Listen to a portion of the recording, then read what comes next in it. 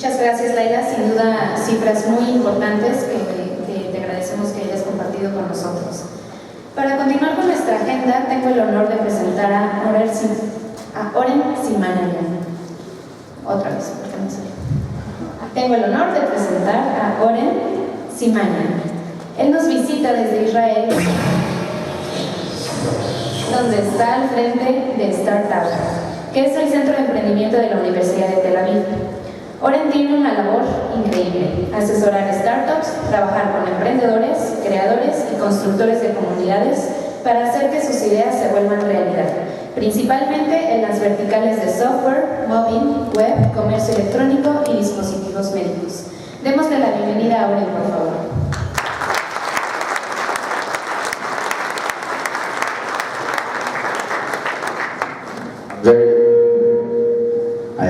I'm very excited to be here.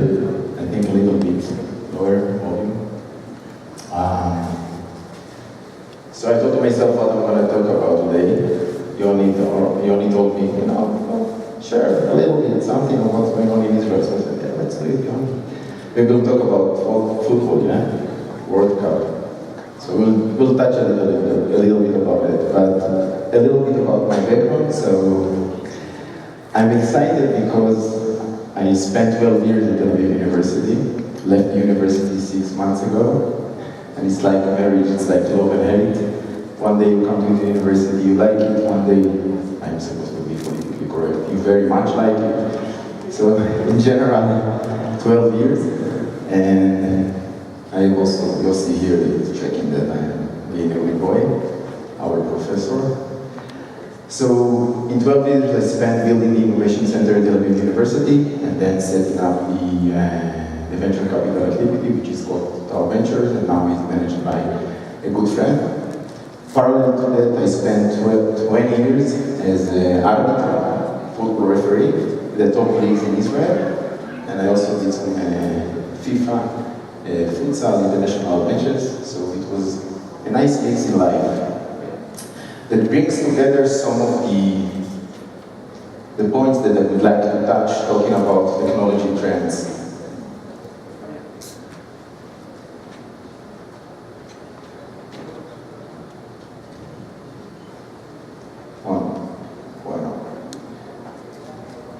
Okay.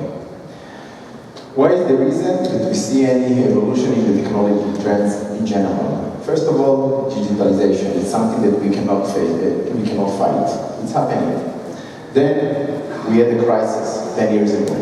Then there is low trust. Because of this crisis with big institutional, there was low trust in the banks, low trust in the insurance companies, and each one of them created an opportunity. We talk about insurance company. How many of you have heard about Lemonade? Lemonade, one of the leading digital agencies in the world today, startup based in Tel Aviv, online insurance company. It's going to disrupt the insurance industry. Why? Because people don't trust institutionals anymore. Then, in order to transact money, the last 10 years, we had the development of the security online. It allows us to actually transfer money. What didn't happen 10 and 15 years ago, yeah, Ferry, you buy online a lot. Not you, your wife. But imagine 20 years ago your wife would come and say, I need a credit card for Amazon. Impossible. Today, thanks to the trust, it's possible. And being someone that represents the Israeli technology and the technology that comes from Tel Aviv University, we know today by numbers that 20 to 22%, depends how we measure it, of the worldwide investment in cybersecurity is in Israel. Imagine.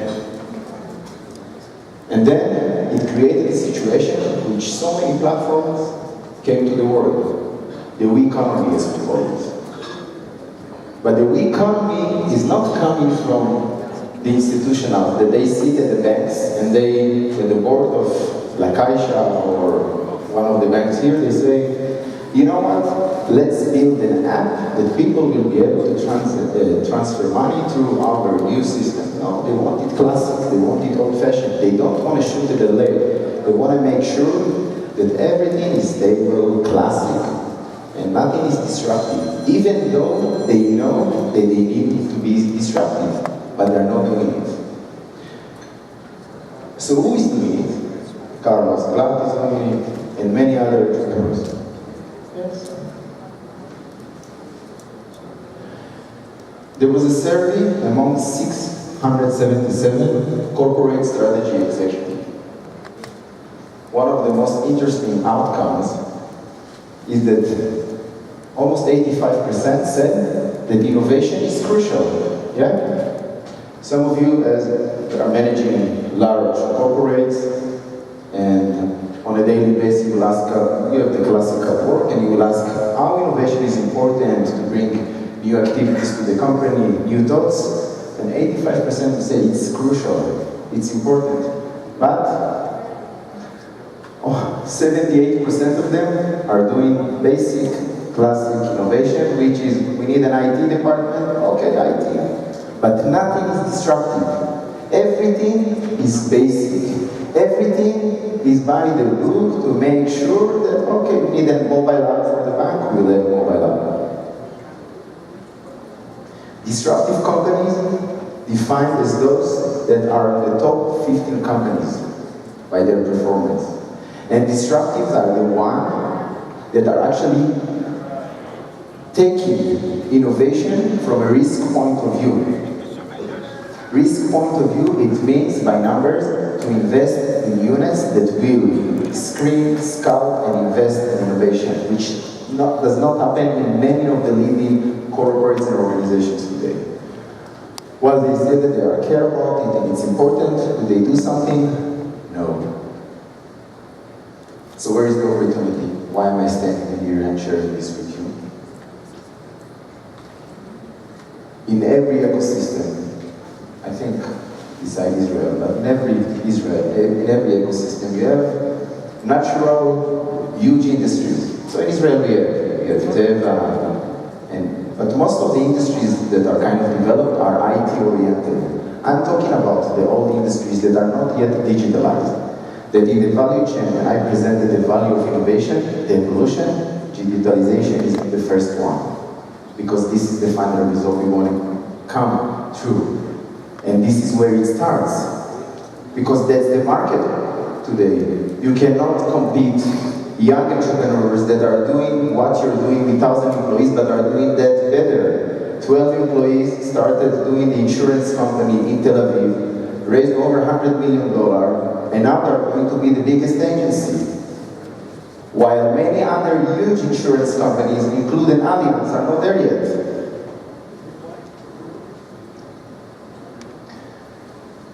And those 677 decision makers, strategy makers in those companies, you ask them,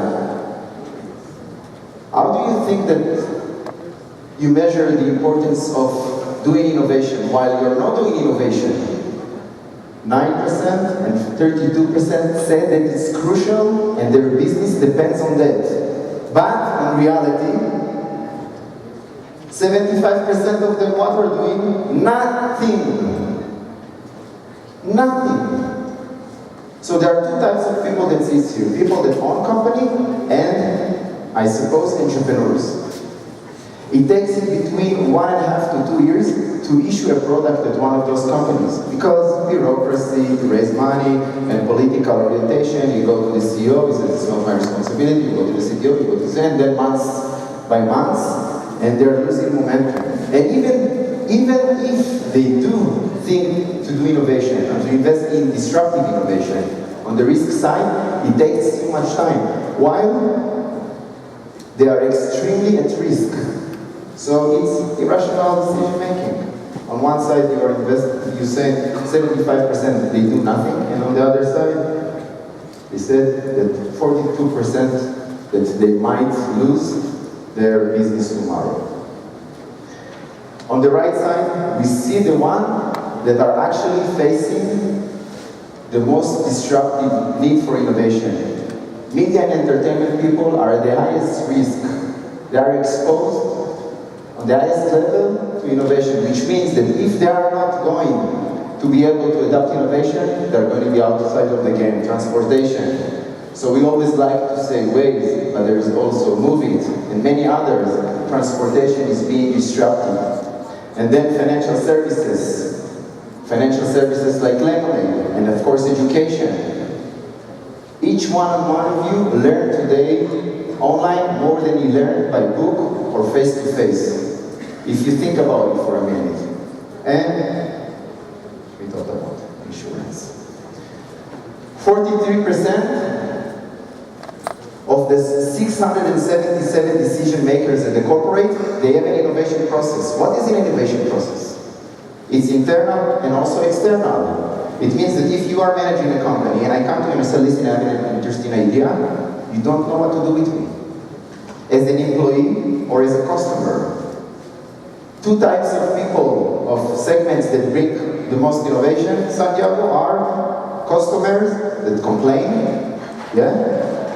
Like our wife, they want better things, yeah? And our employees, they want also better company, they want to be proud of the company. So customers and clients, they are the one to lead innovation. So I come to you as your customer and I say, listen, I want you to improve this and that. You don't know how to put me in the funnel. Why? Because 57% they don't even have an innovation channel. They don't know how to treat it. While only 3% they have. And they have, it doesn't mean that they have a good one. High performers means that the ones that are doing disruptive innovation, they are likely to perform economic-wise 5 years more than the others. So why not doing it? Why? Because you are afraid. Why?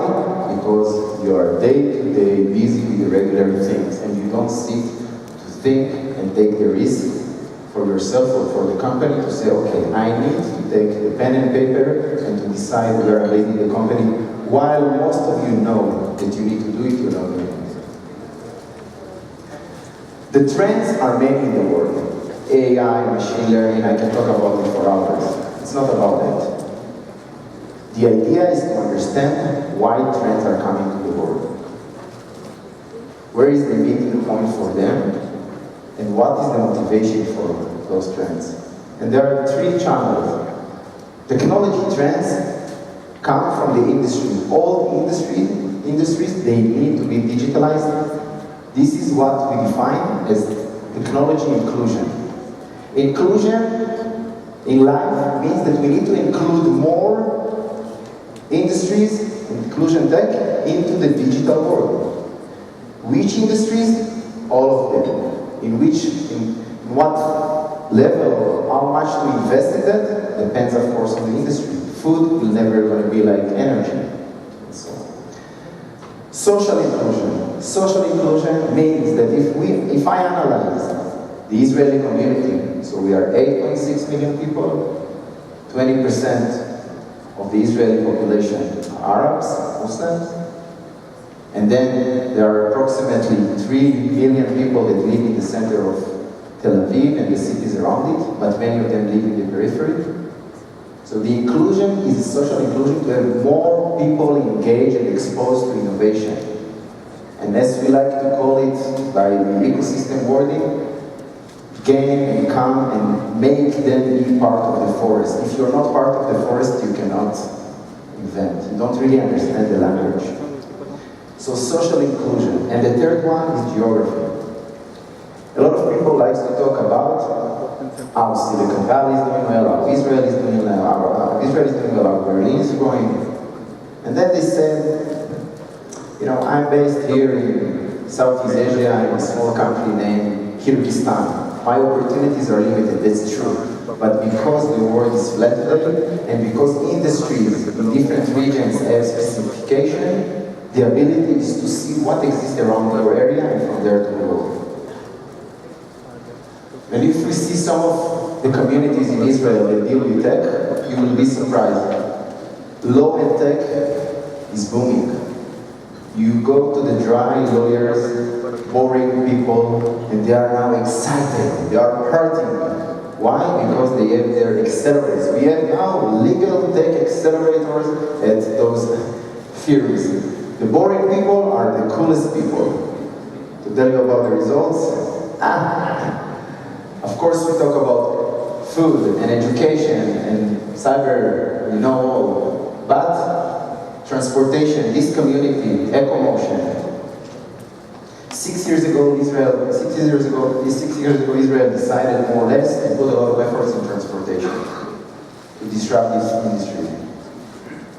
Because of two leaders of this community, Lior and Boaz, we have today interest by Porsche, by Renault, SNCF, the French train companies, and many other companies to see what Israel has to sell in that. They were able to see an industry that is not yet included. They need a lot of efforts to include this industry to become tech-oriented.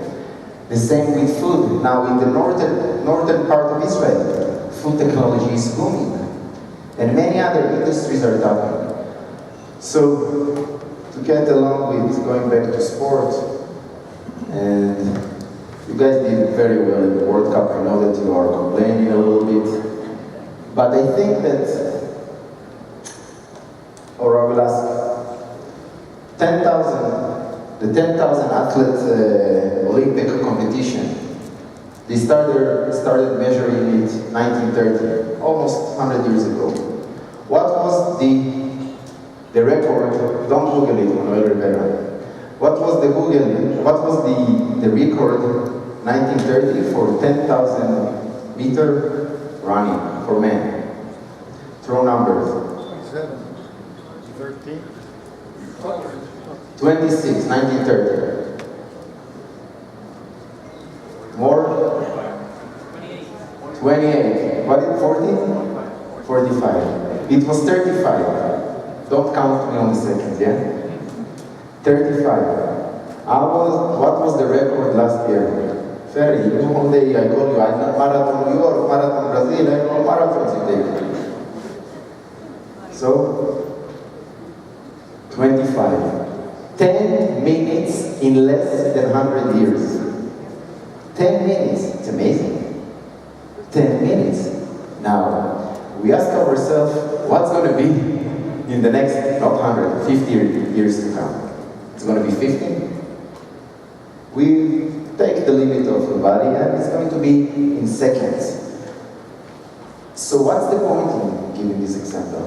Is that the improvement of many industries is based today on technology achievements. And I started sharing that personally I was 20 years arbiter.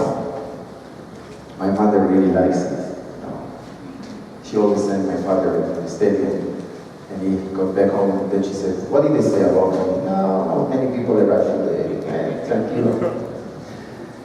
So I took my passion to sport, my passion to technology, and I said a year ago, I will try to position Israel by 2020 as a sports tech nation.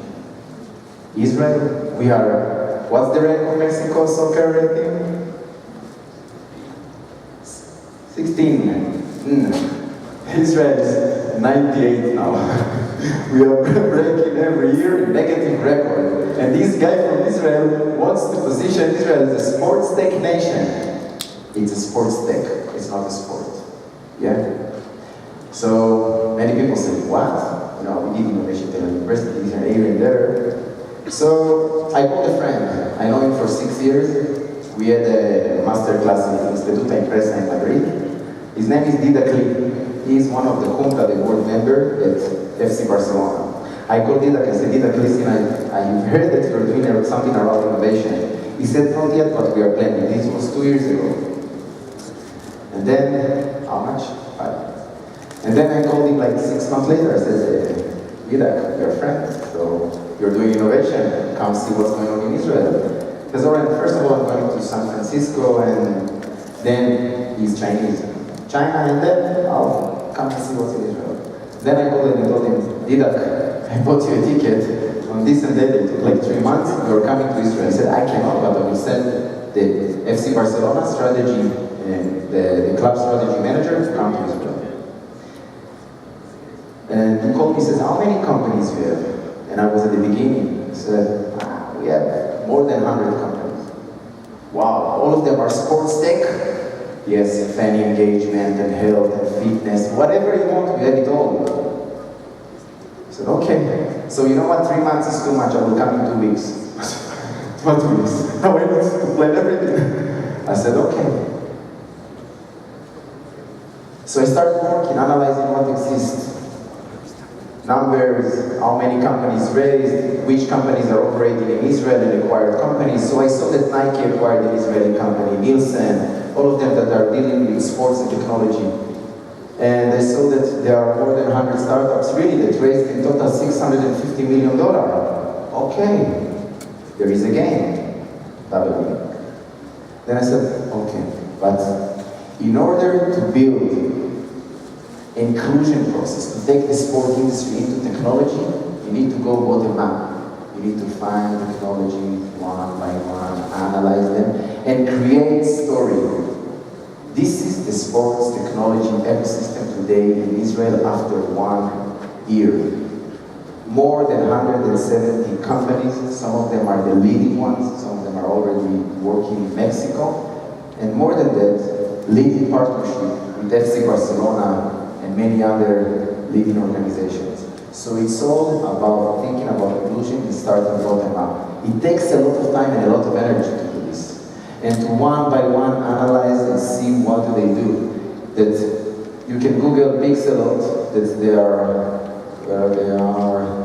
their competition is PlaySide, Pixelot are here. Pixelot raised 2 weeks ago $31 million. Their biggest market where? Where? Mexico. I think that in general, I spend my time quite well. That's my email. If you'd like to run in the park, you can call Ferry. I quit football, but I will finish with something that is connected to the countries that's my third visit in Mexico. The first one was in Aden 2015. The second one was in Aden 2017. Now, and I had the opportunity to meet a lot of business delegations that are coming to explore about technology from Mexico. So I'm saying that on the numbers, you are more on the 57% than on the 43% in terms of the interest of looking technologies in Israel. And the alliance is very good, and of course that, not to be politically correct, I think that we have the best Israeli ambassador everywhere, and that's the people who do like this. So Yoni, I know that you don't like that I'm saying it, but he sent me the clip before the World Cup that he's running with the national team of Mexico. So I said he's now brainwashed 100% Mexican, and I'm worried that he's going to stay here and not come back to Israel. But in general, so that created a moment when I said, okay, there is something that is going on between the countries.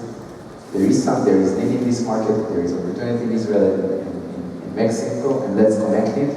So we've launched an initiative that is called the Mexico-Israeli Tech Hub, just to share ideas between the people. So if some of you would like to tap into this world and see the opportunities, it's amazing. I would like to thank my friends from Tel Aviv University, my home, the place I grew up at, and good luck with innovation. Thank you very much.